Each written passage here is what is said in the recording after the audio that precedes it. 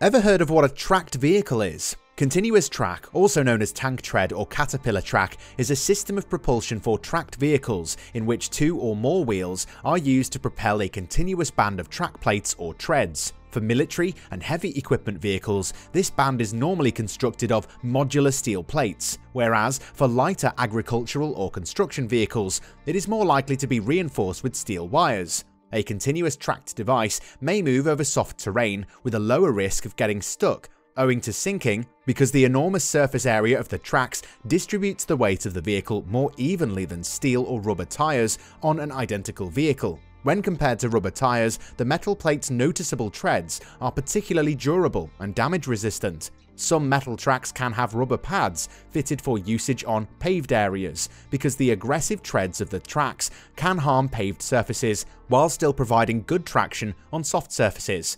And with all of these things, a lot of people want to own one for convenience to clean the snow during winter, or perhaps as part of a collection, or if you're ever part of a race. Well, if anything among those, we'd never find out, not until we know what are the top among the best. That's why in today's video, we'll check out these 6 coolest tracked vehicles. Often a great start for number 1, the Bagger 288. Bagger 288, also known as Excavator 288 or a mobile strip mining equipment, is a bucket wheel excavator made by the German manufacturer Krupp for the mining and energy company Rheinbraun. Bagger 288, which weighed 13,500 tons when construction on it was finished in 1978, surpassed Big Muskie as the biggest land vehicle in the world. The entire process took 5 years to design, manufacture and assemble, costing a total of $100 million. It was replaced in 1995 by the slightly larger Bagger 293, which could carry 14,200 tons. The German Hambach surface mine's overburden removal task was the purpose of the Bagger 288's construction. It is capable of excavating the equivalent of a soccer field sunk to a depth of 30 meters, 98 feet, or 240,000 tons of coal, or 240,000 cubic meters of overburden every day. 2,400 coal carts may be filled with the coal generated in a single day. The excavator is up to 220 meters, 721 feet, long, slightly shorter than Baggers 287 and 293, and around 96 meters, 315 feet high.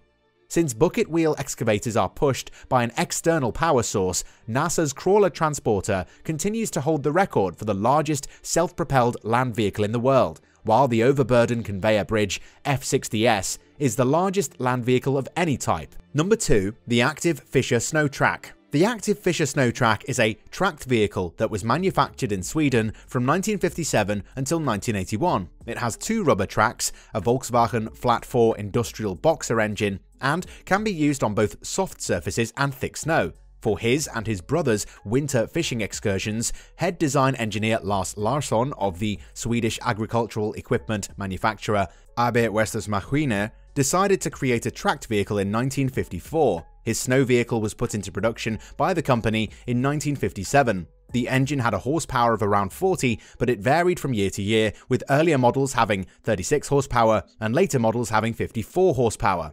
The vehicle is about the size of a small car, measuring 12 feet, 3.6 meters in length, and 6 foot 2, 1.9 meters in width. Yes, it's that small. It employs a special steering system called a variator that enables a tracked vehicle's steering to be performed with a conventional automotive steering wheel, as opposed to levers.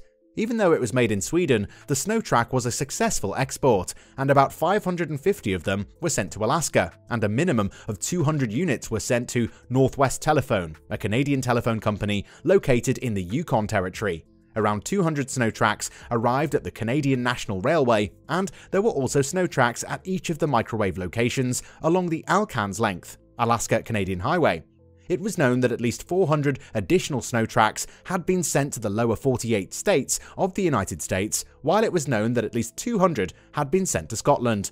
Number 3, the Bigfoot Fast Tracks.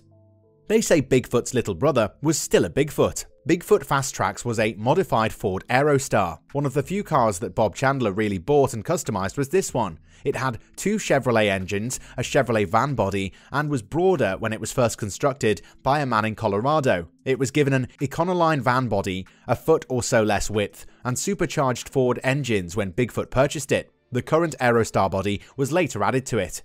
It routinely competed with the other tracked vehicles and had encounters with true monsters, most notably the Silverdome versus Bigfoot. Furthermore, Fast Tracks would attempt many long jumps and do a stunt in which he ran through the body of a Dodge or Chevrolet monster truck. When Bob Chandler's was wounded again on a long jump effort at the Indianapolis Jamboree, he drove up to the paramedics and was carried away. As part of a vehicular bullfight, Fast Tracks appeared on a Super Dave Osborne episode where it was equipped with bullhorns and Fuji tried to hit Super Dave in a minicar.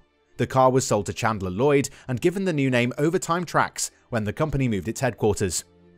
Okay, before we continue, we'd like to ask for a few moments of your time. If you want to support our channel, please leave a like and click on the subscribe button. This will help us create more engaging content for you. Now, moving back to where we left off. Number 4. The NSU HK101 Kettenkrad. During World War II, NSU produced the HK101 Kettenkraftrad tracked vehicles for the German army and kept doing so into the late 1940s. The word Kettenkraftrad, which is later abbreviated to Kettenkrad, translates to tracked motorcycle. This vehicle met the demand for a troop transporter or a light artillery mover that could access locations that a full-sized truck couldn't.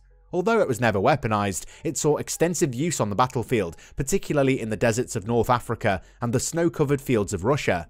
It also served as a tug for Messerschmitt jet aircraft on Allied airfields in the later stages of the war. They were known as SDKFZ-2 troops by the German army, and they were frequently employed to install phone and electrical wire in the field. Before the war's end, NSU produced more than 8,300 of these units. In order to meet the needs of farmers, foresters, vintners, and construction companies who required a tiny tractor-like mover that could ford streams, fit in small rows, and wouldn't bog down in muddy terrain, production of an additional 550 units continued after the war. Number 5. The Ripsaw M5 Robotic Combat Vehicle. The Robotic Combat Vehicle, shortened for RCV, known as the Ripsaw M5, was created by the Ripsaw team, which further includes Textron Systems, How & How, and FLIR Systems. The unmanned ground vehicle is modified for combat purposes based on the structure and technological specifications of the EV3 F4. One of the quickest dual-tracked cars in the world, the Ripsaw EV3 F4 caters to the luxury segment market.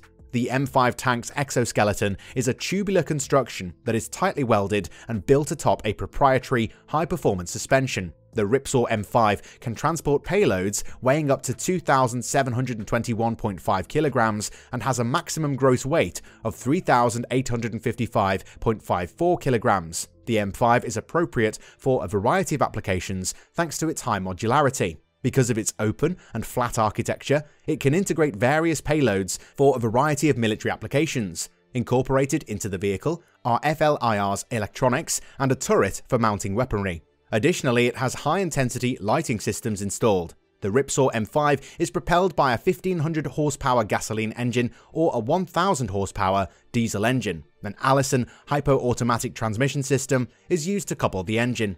Medium caliber guns and missiles can be mounted on the tank. A 30mm or 40mm Bushmaster cannon and a 7.62mm coaxial gun are mounted in the Protector Medium Caliber Turret 30 MCT-30 on the UGV. Moreover, a linkless ammo management mechanism feeds the automated cannon. And last but definitely not the least, you will never say no to a tour in the NASA Crawler Transporter. Have you ever seen a rocket? Do you maybe know how these rockets and other huge and heavy equipment are shipped? The Missile Crawler Transporter facilities are a pair of tracked vehicles used to transfer spacecraft from NASA's Vehicle Assembly Building, VAB, via the Crawlerway to Launch Complex 39. The crawler transporters are also referred to as the Missile Crawler Transporter facilities. After that, from 1981 until 2011, they were utilized to transport space shuttles. Anyone who does preventative maintenance on large machinery is aware of its significance. Few pieces of machinery are heavier than NASA's two crawler transporters, which were first used to transport Saturn V rockets to a launch pad at the Kennedy Space Center during the Apollo period of spaceflight. At a cost of $14 million or about $128.5 million in 2022 each, the two crawler transporters were created by Marion Power Shovel Company using some parts created and manufactured by Rockwell International. The crawler transporter was the largest self-propelled land vehicle in the world when it was built. Despite being substantially larger, other machines including power shovels like the Captain, dragline excavators like Big Muskie, and bucket wheel excavators like Bagger 288 are powered by outside sources. Which of these piqued your interest? If I were you, I'd probably pick the most popular one, although using any of these or doing a tour in person would surely be more than enough, right? But what do you think? Let us know in the comments below. If you want more content related to this topic, make sure to check our channel. Take care, we'll see you in the next video.